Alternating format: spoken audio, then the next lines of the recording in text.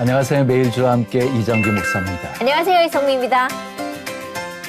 기업에서 제일 중요한 게 인사과잖아요. 그 사람을 어느 부서에 어떻게 배치할 것인가 뭐 이런 것들이 사실 중요하다고 얘기들 많이 하죠. 인사가 만사다 이런 맞아, 얘기도 인사가 하고. 만사예요. 근데 그건 교회도 마찬가지고요. 그러니까 적재적소에 꼭 필요한 사람을 세우면 기관이 사는데 그렇지 못할 때 힘들잖아요. 근데 하나님도 그래요.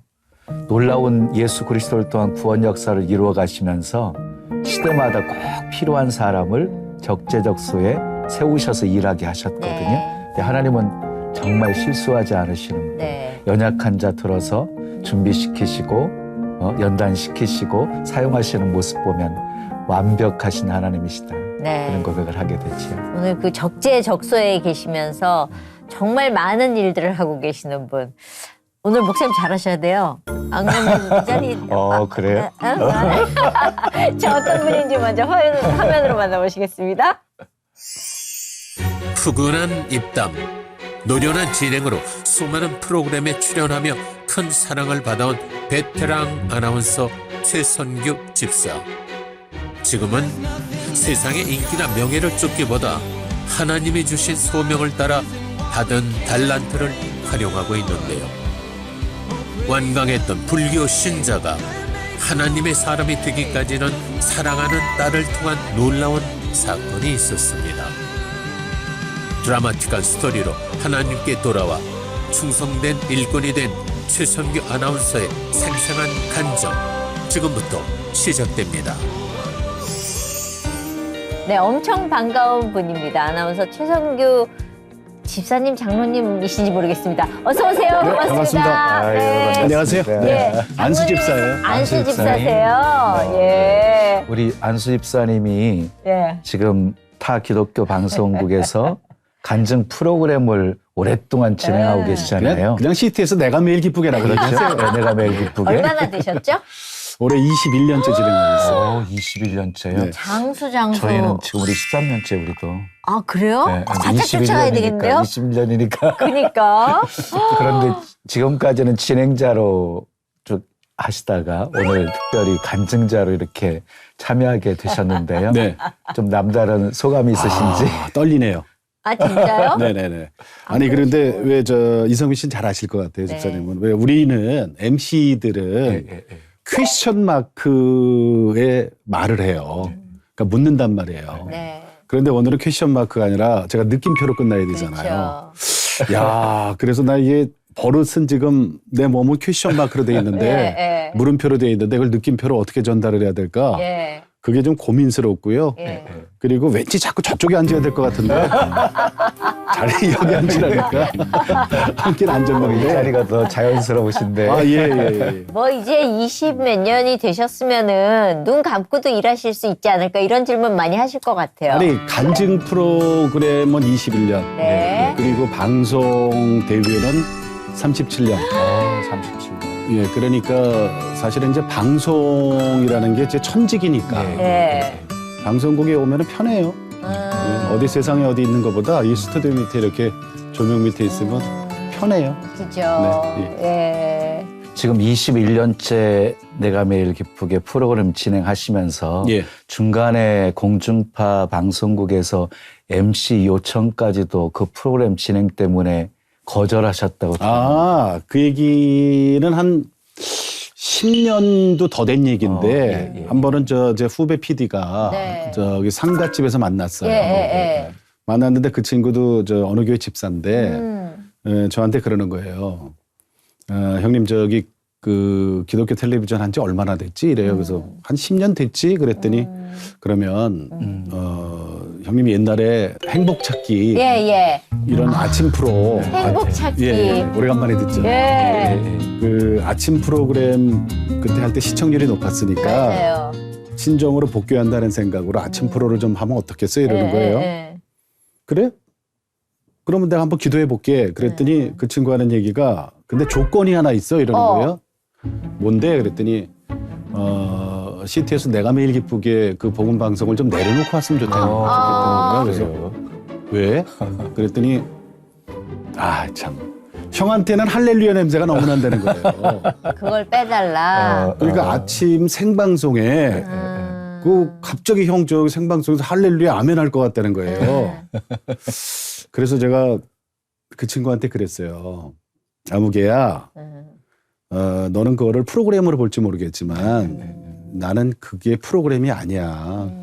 사명이야. 하나님이 나에게 맡겨주신 사명이야. 그거를 나는 내려놓고 다른 프로그램으로 갈 수는 없어. 그리고 정리를 했거든요. 그리고 이제 밤에 늦게 돌아오잖아요, 상가니까. 그러면서 제 차에 이렇게 나무 십자가 조그만 게 하나 이렇게 걸려 있어요. 운전하고 오면서 그 십자가를 보면서 혼자 저 1인 부흥회 있잖아요. 예. 예, 무슨 얘기인지 알죠? 예. 하나님, 오늘 저 잠깐 흔드셨죠? 시험 마쳤죠? 근데 이제 저 안 흔들려요. 예, 세상으로 그렇게 안 돌아갑니다. 그랬더니 막 찬송을 하고 집에 돌아가는데 전 정말 혼자서 그렇게 1인 부흥에 그렇게 뜨겁게 본 적도 드물어요. 너무 좋았어요. 네. 모든 국민들이 다 아는 국민 MC셨잖아요. 그때는 뭐 남부러울 것이 없었을 것 같은데. 몇 년도 데뷔시죠? 그러면 제가 1986년 예. KBS 공채 13개 아나운서로 시작을 해요. 네. 그래서 KBS에서 5년간 월급쟁이 아나운서를 하고 네. 그때 했던 프로그램이 이제 뭐 전국 일주라든가 예. 송혜 선생님보다 먼저 한 게 있어요, 제가. 전국 노래자랑 하셨어요? 예. 전국 노래자랑을 1년 한 7, 8개월 하고 우와. 제 후배되는 송혜 선생님한테 물려준 프로그램이에요. 그러다가 SBS가 이제 생기면서 예. 제가 이제 스카웃 됐어요. 예, 맞아요. 전국에서는 몇 명 아나운서를 이제 뽑아갔는데 그중에 뽑혔어요. 그래서 SBS 창사 멤버로 가서 준비하고 텔레비전도 같이 준비하고 하면서 1기 아나운서들을 저희들이 뽑았죠. 예. 그리고 거기서 월급쟁이 아나운서 3년을 더 하고 예. 그리고 저는 월급쟁이 아나운서 한 거는 8년밖에 안 돼요. 그러네요. 그리고 나서 프리랜서를 했죠. 그래서 제가 그런 얘기예요. 이건 농담입니다만은 프리랜서 군번으로는 네. 김동건, 이계진 선배보다 제가 위에요. 황인용 선배 다음이에요, 제가. 우와. 제가 프리랜서를 막 했을 때는 그때는 네. 이제 세상적이었어요. 그렇죠. 사실은 저 세상적이었고 그때는 인맥 관리가 저는 세상에 가장 중요하다고 생각을 했어요. 남자들은 특히 더 그렇더라고요. 예, 그렇죠. 무슨 뭐 어디 동창, 선후배, 고향 뭐 이런 거 찾아다니면서 일보다는 사람한테 엮여서 이 사람이 나를 끌어주고 내가 후배를 밀어주고 뭐 이런 거잖아요. 그런데 제가 하나님의 자녀가 되고 난 다음에는 그게 아니더라고요. 절대로 아니더라고. 그래서 내가 이런 얘기를 이제 자주 하는데 닭 있잖아요, 닭. 예. 네, 닭. 예. 닭은 이렇게 모이를 주면 예. 저 한번 닭은 계속 평생을 이러다가 그거 모이만 주워 먹다가 가요, 이렇게 이러다가. 네? 네. 이러다가 평생을 저 닭은 이러고 살다가 닭만 쳐다보고 사는 네, 거지. 기름에 들어간 프라이드 치킨이 되는 거고 예. 저 국물 속에 들어가면 백숙이 되는 백숙이 거고. 되는 거예요. 네. 그런데 독수리는 이러고 안 살거든요. 네. 독수리는 처음에 창공에 올라갈 때는 힘을 다해서 푸탁푸탁 하고 올라가요. 그리고 어느 정도 창공에 올라가면 절대로 날개를 푸덕거리지 않습니다. 기류에 몸을 맡기잖아요. 그리고 그 기류에 순응하고 그걸 이제 우리가 전문용어로 순종이라 그러잖아요. 성경 어디를 봐도 닭 얘기는 없더라고요. 독수리 얘기는 있어도. 그래서 제가 이제 예수님을 나의 그리스도로 만나고 난 다음에는 그래, 이렇게 살아도 한평생 저렇게 살아도 한평생인데 내가 닭의 인생을 살 거냐, 지금 눈앞에 이익만 보고 나를 움직일 거냐, 아니면은 창공에 가서 날개를 펼칠 것이냐. 그게 확실하게 정해지니까 제 가치관이 흔들리질 않더라고요. 지금 얘기를 들어보니까 중간에 신앙생활을 하시게 됐나 봐요. 그렇죠. 쭉? 예. 네. 그러면 예수 믿는 가정에서 태어나신 건 아닌 건가요? 저는 예. 중학교 때부터 대학 다닐 때까지 10년간 불교 학생회장 했어요. 불교 학생이죠. 아, 진짜요? 그러니까 제가 예수를 못 만났으면 지금 이 채널이 아니라 옆에 채널에서 나올 뻔했어요. 예. 아, 불교 예, 예. 학생회장 하셨어요. 그러니까 본가도 예수 믿는 사람이 아무도 없었고, 네. 외가는 우리 외할머니가 신내림 받으신 분이에요. 아. 그런데 우리 외할머니가 이 땅에 절을 3개를 세웠어요. 네? 절을 예. 세우기는 우리 외할머니가 세우고 관리는 우리 어머니가 하셨단 말이에요. 큰 딸이니까. 예. 그러니까 저 용인의 1호점, 수원의 2호점, 독산동 3호점인데 예. 그 절 3개를 갖고 있는 집 손주니까 그렇죠. 제가 불교 학생회장을 10년 할 수 있는 백그라운드가 그거고 예. 우리 그 가훈이 예. 교회 나가다 걸리면 다리 몽둥이를 분질러준다. 아니 진짜 우리 할머니가 그렇게 무서웠어요. 아, 그렇죠. 네. 어. 우리 저 부흥회하면 한 3일씩 하고 그러잖아요. 네. 굿도 그렇게 해요. 아, 그래요. 대동굿이라 그래갖고 우리 집 앞마당에서 예. 저 외갓집하고 우리하고 이제 마당을 같이 쓰니까 예. 그 어렸을 때 저는 우리 외할머니 생각하면 그렇게 무서웠어요. 이게 작두 탄다 그러는 거 알죠? 작두 타시고 그리고 눈 색깔이 바뀌고 굿할 때 예. 그리고 죽은 사람들 목소리를 내요. 내고. 그 빙이라 그러잖아요. 예. 실제로 저는 어렸을 때부터 그걸 너무나 보고 자랐으니까 너무너무 무서웠어요. 그래서 아마 혹시 예수 믿는 애가 하나 생기면 부정탄다 생각해서 더 단호했을 거예요. 그래서 왜 어렸을 때 교회에서 왜 여름 성경학교라고 예, 예. 이일주일씩 하잖아요. 예. 아이들 모아서 저기 예. 먹을 거 다 주고 간식 주고 학용품 주고 그러잖아요. 예. 다 그 교회 가요. 지금도 그 교회 있어요. 독산동에 성천교회라고. 예. 근데 저하고 제 동생만 못 가요. 거기 못 끼니까 그냥 멀뚱멀뚱 쳐다보고 있고 우리 애들 저 친구들 언제 끝나나.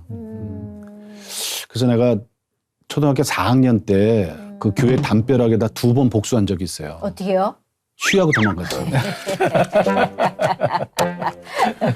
그랬는데 야 하나님은 그걸 다 보고 계신 거야. 그렇죠. 작년 10월 30일 주일날 오후 예배 그 성천교회 강사가 저였어요. 어머. 되게 느낌이 이상하셨겠어요. 그래갖고 있잖아요. 엄청 이제 막 찬양들을 하고 저는 이렇게 앉아 있는데 잘못한 거 실토하셨겠네. 얼마나 눈물이 나는지 막 눈물이 나는. 그러니까 담임 목사님이 옆에 앉아 계시다가 왜 그러세요? 그러는 거예요 저는. 그래서 내가 그랬죠. 이유는 조금 이따 말씀드릴게요. 그래서 올라가서 내가 그 얘기하고 회개하고 그랬어요. 그 어렸을 때 잘못한 거니까 용서해달라고 그러고. 아니 근데 잘못했다기보다는 어쩌면은 가고 싶을 때 못 가니까 그래요. 그런 마음들이 막 그냥 막 나 왜 못 가야 되지? 난 왜 여기를 못 들어가지? 뭐 이런 게 있으셨던 거잖아요. 그렇죠. 친구들을 따라서 다 교회 갔었던 시절이니까. 맞아요. 네, 그때 우리는 절대 뭐 근처도 못 갔고 그 또 나중에 이제 제가 결혼하잖아요. 결혼할 때 광주 KBS에 파견 가서 지금 제 아내를 만났는데 네. 제 장모님이 복살이야. 장모님까지. 그러니까 본가, 외가, 처가까지 다. 누가 우상숭배 잘하는 집안의 최선교예요. 그래 이거는 사람의 머리로 해결이 안 돼요. 안 되는 거죠. 그런데 이제 그런 가정의 배경이면 사실 기독교 안으로 들어온다는 건 굉장히 어려운 그거는 웬만한 사건 아니고서는 돌아올 수 없는 없죠. 어떤 특별한 계기가 뭐 있으셨어요? 있어야죠. 있죠. 예. 그래서 제가 교회 집회 가서 예. 새생명 축제일 때 내가 가서 하는 얘기가 그거예요. 여러분처럼 가족 손잡고 이웃 손잡고 친구 손잡고 이렇게 평온할 때 정말 이 평온할 때 와서 말씀을 통해서 예수님을 영접하는 게 이게 복이다. 좋은 말로 할 때. 좋은 말로 할 때. 매 맞고 와봐야 매 맞은 사람만 손해다. 저는 근데 하나님이 이제 작정을 하신 거죠. 1992년 9월 26일 토요일 아침 9시 50분에 그걸 정확히 하시네요. 정확히 알죠. 왜냐하면은 제 인생과 우리 집안을 아주 송두리째 바꾸는 사건이기 때문에 그때 제 딸 혜원이가 3살 때예요. 네. 아들 5살, 우리 혜원이가 3살. 근데 그 2.5톤 타이탄 트럭이 우리 딸 3살 된 혜원이를 뒷바퀴로 깔고 넘어가요. 아이고. 그리고 나중에 그 보니까 앞으로 또 한 번 넘어갔다고 진술서에 돼 있어요. 덜컹하고. 그러니까 애가 현장에서 뭐 즉사한 거예요. 너무나 많은 피를 토하고. 대림동 삼거리에 강남 성심병원 응급실에다 뉘어놓고 저한테 연락이 됐는데 그날이 제가 옛날에 탤런트 김창숙 씨하고 그 생방송 행복찾기란 프로그램을 10년 동안 했는데 그 프로그램 하고 있었어요, 저는.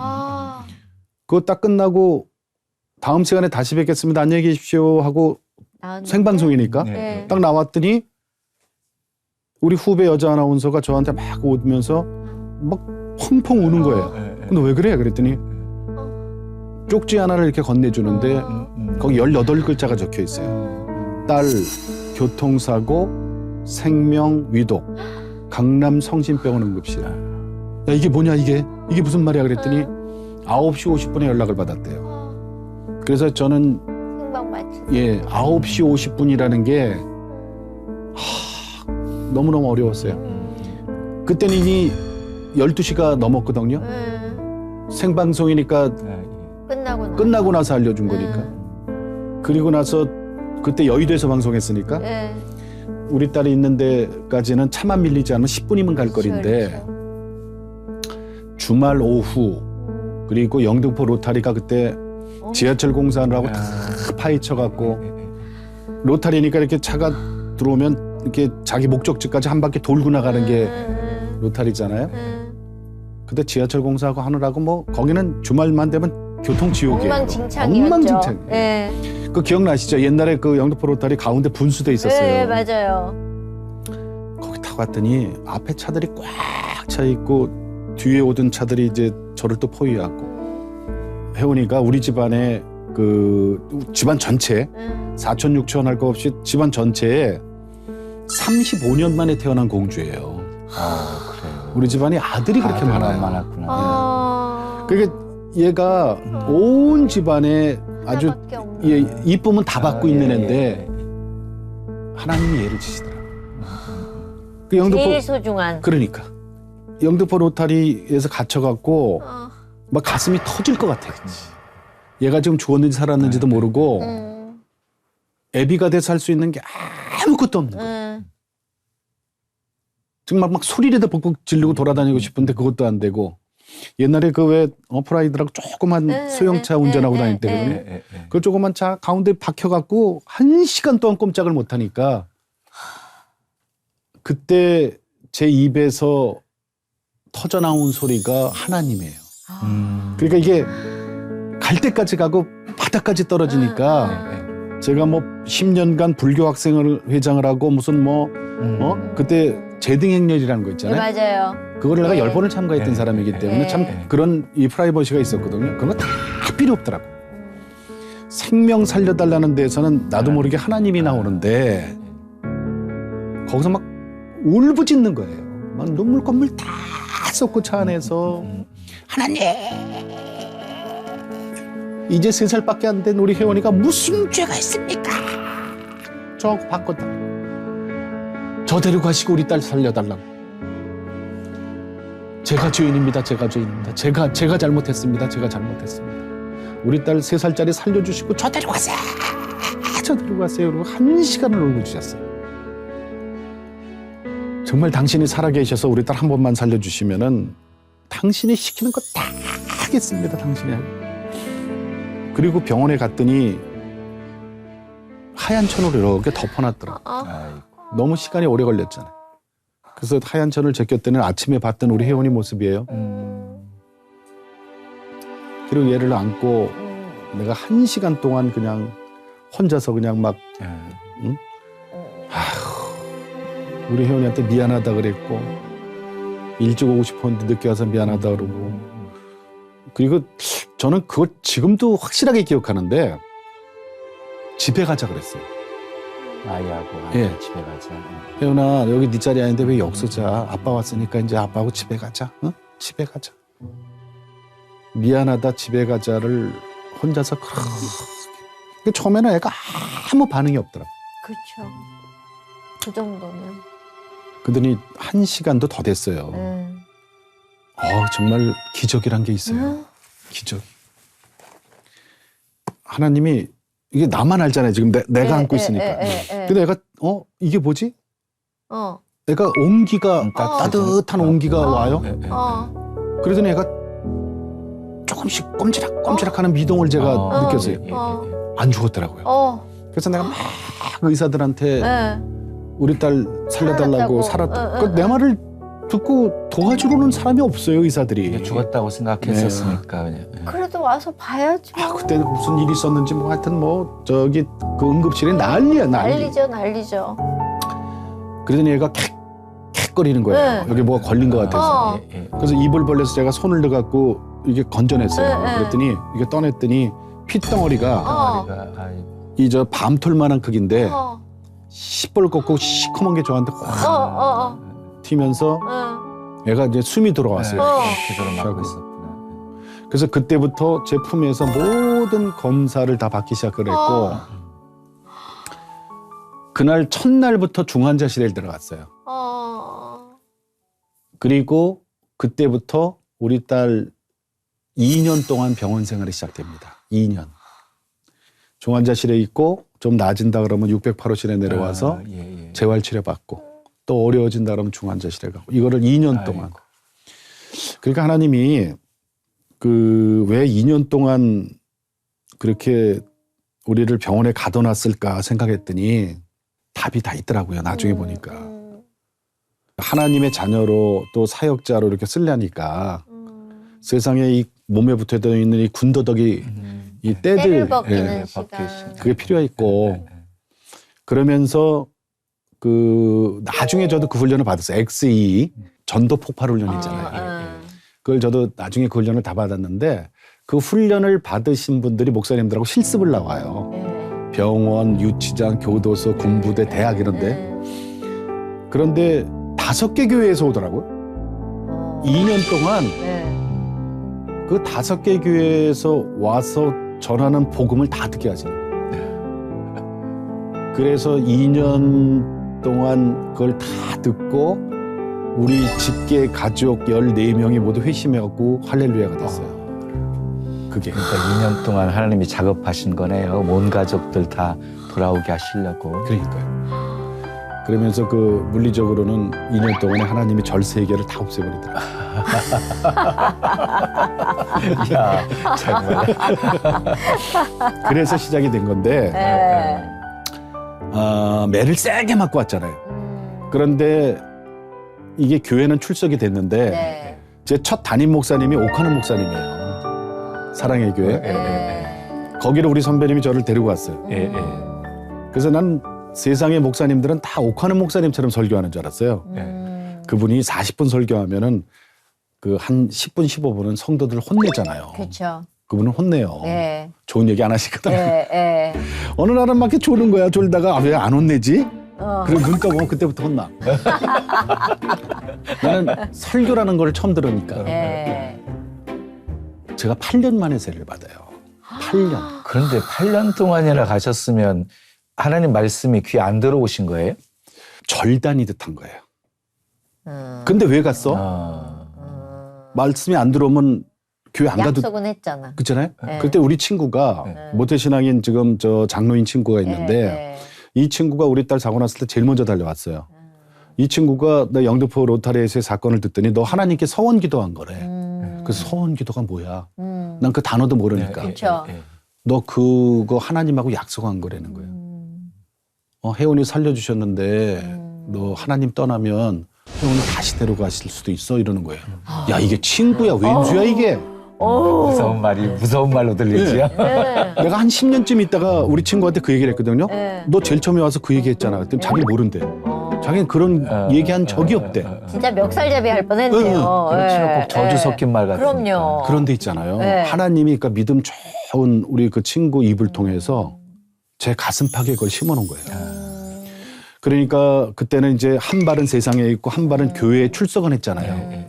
그러니까 평일날 계속 인맥 관리해야 되니까 방송에서 바빠. 바쁘고 매일 저녁마다 술 마셔야 되고 사람들 만나야 되고 토요일 저녁도 막 술 그런데도 주일날은 갔어요. 가고. 제가 생각해도 그게 신기했던 거예요. 그렇지요. 8년 동안 그걸 계속 이어간다는 게 말씀 들리지도 않는데. 그리고 8년이 된 어느 날 이제 예배 한 번 끝나면 이제 그 앞마당에 잠깐 서 계시거든요. 인사하신다고. 네. 그분한테 인사를 하고 싶어요. 왠지. 그래서 가서 목사님 안녕하세요. 그래도 날 딱 보더니 아직도 교회 다녀? 저는요. 그 얘기가 누가 이 큰 망치로 제 뒤통수를 땅 때리는 줄 알았어요. 너무너무 충격이 컸어요.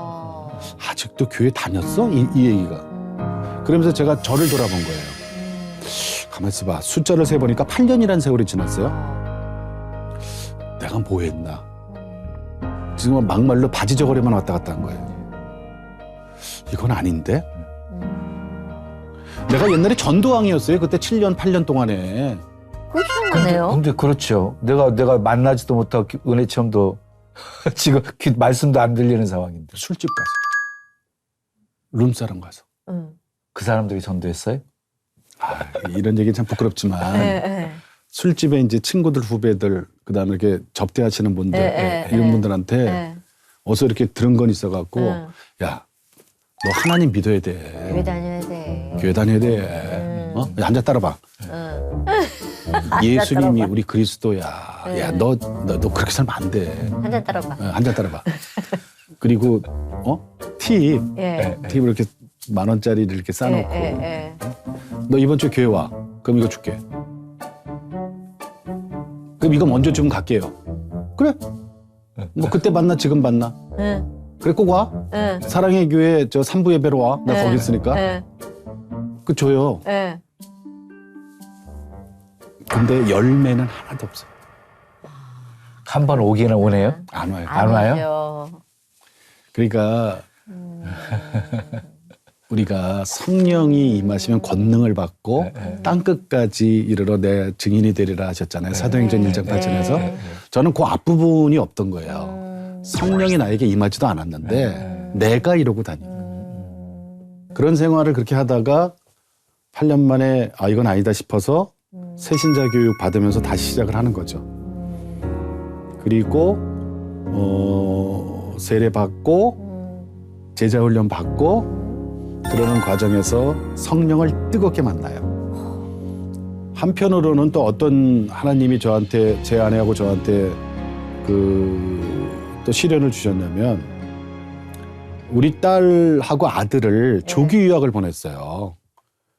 그 캐나다로 캐나다로 조기 유학을 보냈는데 왜냐면 우리 딸이 교통사고 그 후유증이 남아갖고 애가 이제 얼굴이 한쪽은 제대로 깜빡깜빡 하는데 한쪽은 이게 좀 안 맞아요, 밸런스가. 부자연스럽고. 눈물이 쭉 나는데 이쪽은 눈물이 안 나니까 얼굴을 찌그리고 다니니까 어린아이들이 놀려요. 찌그리라고. 근데 병원에서는 더 이상 해줄 것도 없고.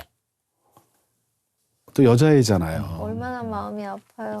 그래서 캐나다로 조기 유학을 보냈더니 우리 딸이 부모가 자기를 버렸다고 생각한 거예요. 어렸을 때는 그래요. 어렸을 때는. 그래서 애가 너무너무 사춘기를 심하게 하는 거예요. 캐나다 가서. 너무 힘들었어요. 서로 힘들죠. 일주일이 멀다 하고 머리 색깔 바꾸고 하지 말라는 짓 다 하고 하려는 공부는 안 하고 맨날 이러고 다니고. 엄마 아빠는 생각해서 보낸 건데. 그렇죠. 아이들이 그거 모르잖아요. 모르죠. 그래서 제 아내가 아이들 보내고 1년 뒤에 캐나다를 가요. 안 되겠다 싶어서. 그때부터 제가 기러기 생활을 20년을 시작합니다. 20년. 그리고 나서 하나님께 이제 서원한 게 하나님 금요 철야 예배를 처음에 1년을 하나님께 작정하고 드립니다. 처음엔 1년이었거든요. 그리고 제 아내는 캐나다에서 새벽 기도를 하고 저는 여기서 금요 철야 예배를 하니까 딱 맞아. 시차 때문에 딱 맞아. 16시간 시차 때문에 이 기도가 같이 올라가요. 그렇죠. 단 하나 우리 회원이 얘를 세우려고 하나님이 아픔 주신 게 아니잖아요. 저를 세우려고 그렇죠. 아이를 통해서. 우리 딸 혜원이가 아픔을 당한 건데, 네. 그러니까 저는 빚졌잖아요. 하나님이 좀 우리 혜원이 다시 돌아오게 해주십시오. 그리고 그 후유증도 낫게 해주십시오. 제가 그래서 1년을 처음에 작정했는데 막 새벽 1시, 2시까지 기도를 했거든요. 이게 보통 금요철 예배가 보통 10시, 11시에 끝나잖아요. 그렇죠. 그리고 이제 개인 기도하게 하는데 네.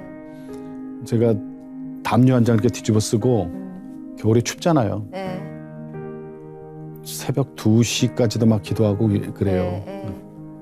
막 방언으로 기도하시는 저기 할머니 권사님들 몇 분하고 네. 이렇게 저 그렇게 남아 있고 네. 그래요. 막 하나님을 막 그냥 소리 높여 부르기도 하고 우리 딸 이름도 100번도 불러봤고 막 띠끌 굴러도 받고 하여튼 기도하게 하셨더라고요. 기도하게 하시고 제 안에는 20일 금식 기도 들어가고 참 그때 처절했어요. 총동원. 완전히 혜원이 통해서 두 분을 다듬어 가시는 기간이었네. 근데 하나님이 그 간절히 기도하면 큰 변화를 주시잖아요. 나를 변화시키시지. 근데 이렇게 주시더라고요. 어떻게 해요? 어느 날 네. 하나님 음성을 제가 듣는데 너는 매일 나한테 해달라는 것만 있지 너 나한테 해준 게 뭐 있냐 이러시는 거예요. 그래서 하나님은 천지를 창조하시고 세상의 모든 것 주인 되시는 분이 뭐가 부족합니까? 그랬더니 저한테 정말 세 글자를 딱 보여주시는데 네. 저는 너무 놀랐어요. 세 글자를 딱 보여주시는 거예요. 술 끊어. 제가 그때까지만 하더라도 온전한 크리스찬이 되지 못했던 거예요. 그렇게 하면서도. 예. 근데 온전한 크리스찬이 되지 못했던 것이 술 때문이었거든요, 결국. 예. 그래서. 그러니까 한 발은 세상에, 한 발은 교회에, 네. 그리고 내 편한 대로. 낮주 밤주가 달랐네요.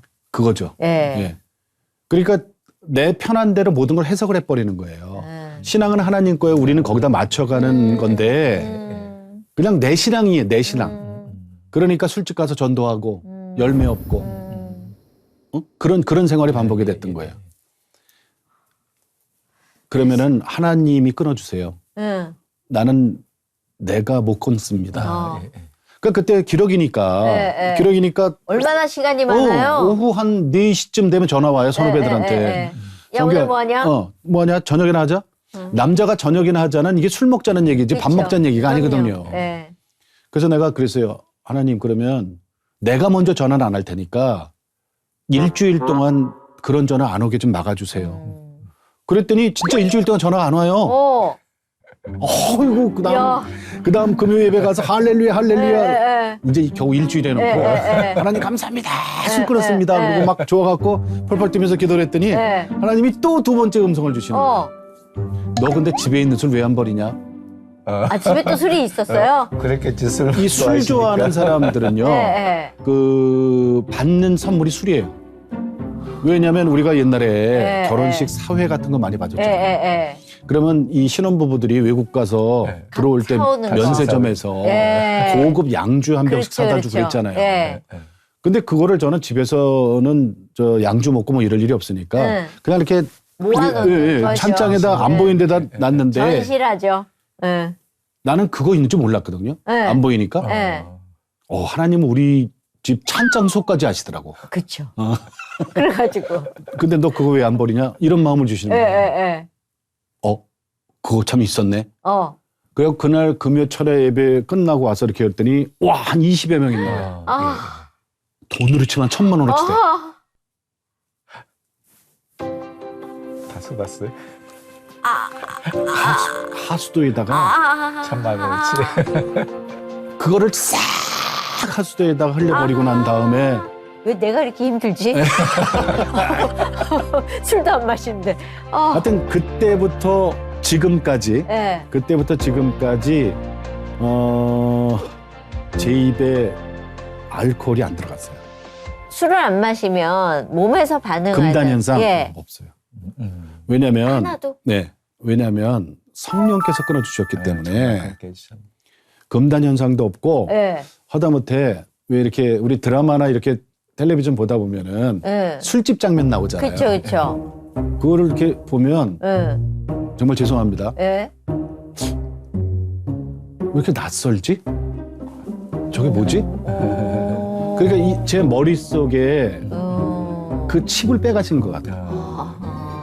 그러니까 하나님이 온전해지기를 원하시는 거예요. 하나님이 거룩하니 너희도 거룩하라 그러셨잖아요. 거룩이라는 게 사실은 세상하고 구별돼야 되잖아요. 그런데 지금 우리는 혼탕에 살고 있거든. 그렇죠. 근데 하나님이 그걸 원하시지 않더라고요. 그런 과정을 거치고 우리 혜원이가 대학 들어갈 때 성악을 했어요. 아, 그래요? 네네. 성악을 해서 노래를 하니까 얘가 이제 그 캐나다 밴쿠버 예? 이성민 씨 잘 아시잖아요. 잘 알죠. 밴쿠버 랭리에 있는 헤브론 교회 우리가 개척 멤버거든요. 가족들. 예. 거기에 얘가 대학생 되면서 찬양 사역을 했어요. 아, 그래요? 찬양 사역을 하면서 예수님을 얘가 만났어요. 찬양 사역을 하면서. 그러면서 혜원이가 예수님을 만나고 나니까 예. 그 정말 질풍노도에 그 혜원이는 없고 예. 얘가 교회에서 무슨 일을 하냐면 예. 유학 와서 방황하는 애들 있죠. 많죠. 한 반 이상은 애들이 방황한다고 보면 돼요. 우리 유학생들 많이 알잖아요. 그렇죠. 이 아이들의 큰언니, 큰 누나가 됐어요. 절실하죠. 너무 잘 알죠. 뼛속까지 아는 거죠. 그래서 하나님 이렇게 쓰시는구나. 이렇게 쓰시는구나. 하여튼 저 하나님이 하시는 일은 해피엔딩이에요. 그렇죠. 근데 가만히 보니까 혜원이를 통해서 온 가족들 다 구원시켰고 아빠도 변화시켰고 혜원이가 너무 궁금해요. 네. 지금 어떻게 결혼했나요? 작년에 우리 집안에 저 평생 있을 그 경조사를 다 치렀어요. 왜요? 아버님이 예수 잘 믿으시고 예. 4월 16일 날 천국 가셨어요. 예. 코로나 합병증으로. 예. 7월 달에 제 딸 혜원이가 결혼했어요. 그래요? 예. 어머. 아주 믿음 좋고 착하고 예. 성실한 형제를 만났어요. 예. 그리고 9월 달에 오빠 되는 우리 재원이가 예. 또 아주 정말 신실하고 믿음 좋은 자매 만나서 어머. 결혼했어요. 결혼했고요. 근데 그거는 우리나라식으로 결혼했으면 못했을 거예요. 예. 그냥 스몰 결혼식. 사모님은 지금 어떻게 지내시는지 되게 궁금해요. 왜냐하면 그쪽도 보살이었다면서요. 예. 장모님이 이제 보살이었고 예. 제 아내는 그 밑에서 자랐으니. 그렇죠. 예. 뭐 얘기 들어보면 웃겨요. 제 아내도 예. 청소년기에 안 가본 종교가 없더라고. 그래요? 뭐 저 캐톨릭, 뭐 천도교. 그래서 할머니가 또 천도교였어. 천도교 그다음에 영어 배운다고 왜? 예. 몰몬교. 몰몬. 예. 그 검은 양복 입고 백인들이 하는. 신사들. 옛날에 거기 영어 배운다고 해서 거기 끌려간 사람 많잖아요. 예. 그것도 했고, 또 뭐 친구 따라서 침례교 갔다가 침례했는데 귀에 물 들어가서 중이염 걸려서 이런데 안 다닌다고 또 뛰쳐도 나왔다가 하여튼 참 파란만장했더라고요. 그런데 이제 혜원이의 아픔과 그 고난을 통해서 하나님 앞에 이제 완전히 무릎 꿇은 우리 양정현 권사가 기도의 용사예요. 그러면 어쨌거나 최선교 집사님은 내가 서원했고 내가 기도해서 이렇게 간다 그러지만 사모님께서는 그 당시에 아이가 그렇게 됐을 때 하나님을 찾지 않으셨다가 찾게 되신 건가요? 병원에서 그 전도 폭발 훈련 받으신 분들이 오셨잖아요. 이제 병원에서 2년간 복음을 이렇게 전했다 그랬잖아요. 믿음은 들으면서 난다고. 거기서부터 이제 우리 마음이 완악한 마음이 순두부가 된 거예요. 그때 제 아내가. 입술로 고백도 하고 영접도 하고 막 하셨겠네. 예. 그래서 야 이게 뭘까? 만약에 우리 딸이 한 일주일 만에 퇴원했다면 저는 하나님 잊어버리고 그 우리 딸을 치료한 의사 선생 전도사가 됐을 거다. 누가 저 교통사고 나서 뭐 아프다 그러면 야 그 병원 가봐. 그 의사 찾아가봐. 야 너무 잘 우리 딸 알잖아. 그분이 고쳤어. 이러고 그 사람 그분 전도사가 됐을 거예요. 그런데 하나님이 2년간 가둬놓고 우리 가족들 전부 먼지 털고 흔드시고 그리고 마음을 완악했던 마음을 돌아오게 하시고. 근데 우리 가족 중에 제일 나중에 돌아오신 분이 우리 어머니예요. 어머니. 우리 어머니가 절세계 관리인이었잖아요. 우리 어머니가 제일 나중에 돌아오셨는데 그때 지금도 기억나요. 광림교회 목사님이 오셨는데 정말 잘생겼어요. 난 무슨 영화배우가 왔는지 알았어. 내가 성함은 좀 잊어버렸는데 그분이 우리 저 병실에 와서 복음을 전하니까 우리 어머니가 이렇게 목사님을 보시면서 하시는 얘기가 목사님이요? 그러니까 네, 광림교회 누구누구 목사입니다 그랬더니 아니 난 세상에서 우리 아들이 제일 잘생겼는 줄 알았더니 더 잘생긴 사람이 있네 이러시는 거예요. 아 정말 잘생겼어요. 정말 잘생겼네. 그러니까 이 목사님이 얼굴이 빨개졌어요. 그랬더니 목사님 우리 손녀딸 혜원이죠. 근데 왜냐면 우리 손녀딸 우리 혜원이가 할머니 닮았거든. 그게 특별히 이뻐했어요. 야, 35년 만에 태어난 그것까지도. 공주니까. 그러니까 이제 맨날 얻고 있는 거예요. 얘만 낫게 해주시면 내가 교회를 하나 짓겠어. 절 짓듯이. 그랬더니 이 목사님이 그 말에 힘을 얻어서 같이 오신 분들하고 안수 기도를 하는 거예요. 막 기도를 하시는데 왜 아시잖아요. 조금 한 1, 2분 지나면 방언으로 그렇죠. 기도하고 막 나오잖아요. 방언하고 막 뜨겁죠. 거기 왔던 분들이 막 방언으로 기도하고 목사님이 막 그러니까 우리 어머니가 겁이 난 거예요. 이게 무슨 소리인가 싶어. 그렇죠. 생전 처음 듣던 소리니까. 그리고 막 방언으로 한 10여 분을 기도하시는 거예요. 그러고 나니까 나중에 우리 어머니가 땀을 막 흘리시는 거예요. 애는 얻고 있으면서. 그러면서 조금 아까 근데 아까 목사님 그게 어느 나라 말이에요? 그러니까 목사님이 그러시더라고요. 아 이게 하나님께 직통으로 올라가는 언어입니다. 우리 어머니 이제 듣기 쉽게. 그러니까 이제 하나님이 이 기도를 들으셨습니다. 그러니까 우리 어머니가 이게 뭐지? 그러면서 우리 어머니가 마음이 정말 완악했던 마음이 풀리신 거예요. 할렐루야 된 얘기를 요새 교회에 이렇게 간증을 다니시면서 하시잖아요. 한 1년에 몇 군데나 다니세요? 제가 이렇게 1년 지나고 나서 이렇게 스케줄표를 보면 1년에 보통 한 40교회에서 50번 정도 집회를 해요. 근데 그 중에서 반은 미자립교회 작은 교회를 제가 가요. 그게 이제 인원수로 얘기하면 한 50인 미만 교회를 가요. 근데 그것도 이유가 있는 게 10년도 더 됐는데 왜 이제 봄, 가을에는 우리가 바쁘잖아요. 그렇죠. 새생명 축제니 뭐 이렇게 하고 전도 축제 이런 것 때문에 막 겹쳐서 못 가는 데도 있고 그렇잖아요. 근데 여름하고 겨울은 우리가 비수기거든요. 그때 아유 좀 편하다.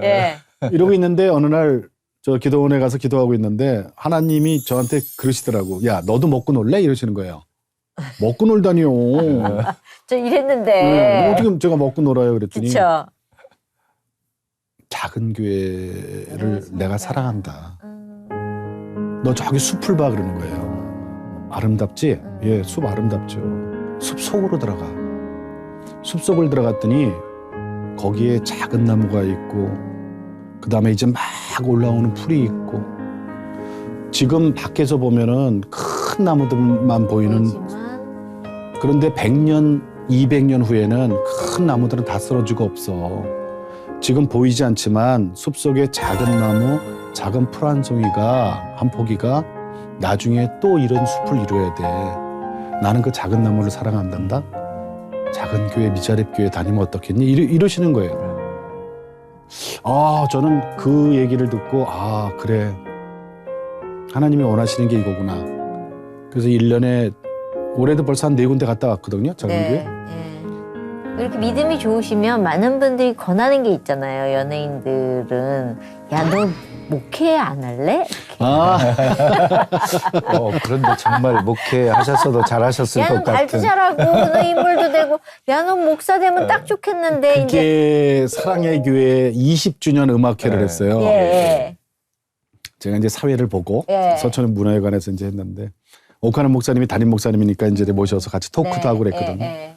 그리고 나서 며칠 뒤에 오카는 목사님이 그 수고한 스태프들 이제 저녁을 사신다고 이제 우리를 불렀어요. 하다 보니까 이렇게 목사님하고 마주 앉게 된 거예요. 식탁에. 이 얘기를 드릴까 말까 하다가 목사님 드릴 말씀이 있습니다. 그랬더니 뭐야? 그러더라고요. 저 신학을 좀 할까 하는데 어떻게 생각하세요? 그랬더니 오카는 목사님이 대답을 안 해요. 대답을 안 하고 이렇게 설렁탕만 계속 드셔 수육하고. 목사님 뭐라고 말씀 좀 해보세요. 그랬더니 날 이렇게 보더니 목사는 아무나 하는 줄 알아. 우리 같은 사람이나 하게 하지 마. 아니 목사님 다른 목사님들은 눈만 마주쳐도 너 신학교 가라 그러신다는데 나한테 그러는 거예요. 제자 훈련 잘 받고 있다는 얘기 들어서 알고 있는데 아직은 아니야.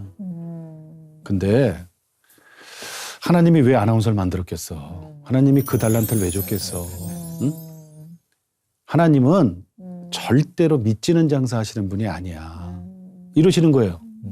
나는 하나님이 장사꾼이라는 거 그때 알았어요. 믿지는 장사 안 하신대요. 맞아요. 달란트 주신 것도 마찬가지고. 그게 나중에 보니까 5달란트, 3달란트, 그 얘기예요. 나중에 봐. 세상 끝까지 복음 전하는 복음 전도자로 사용하실 거야. 그때 목사 타이틀 필요 없어. 독수리 날개 달 거야. 이러시는 거예요. 아니 그러니 그때 제가 이제 막 훈련 시작하고 이제 막 뭔가 지금 재미를 느끼고 나라고 무슨 공부하기 좋겠어요? 그렇죠. 공부를 하면 평생에서 지긋지긋한데 아이씨 안 해. 난 목사님 말려서 안 해. 이렇게 된 거예요. 근데 나중에 알고 보니까 오카는 목사님은 평신도 사역을 평생 하셨잖아요. 어떤 직업을 갖고 있든 어디서 네가 무엇을 하든 간에 하나님의 제자로서 평신도 사역이잖아요. 그래서 그 신학교 가는 걸 말리신 분이 오카는 목사님이시고 그리고 나서 CTS가 생긴 거예요. 그 누가 생길 줄 알았어? 그렇죠.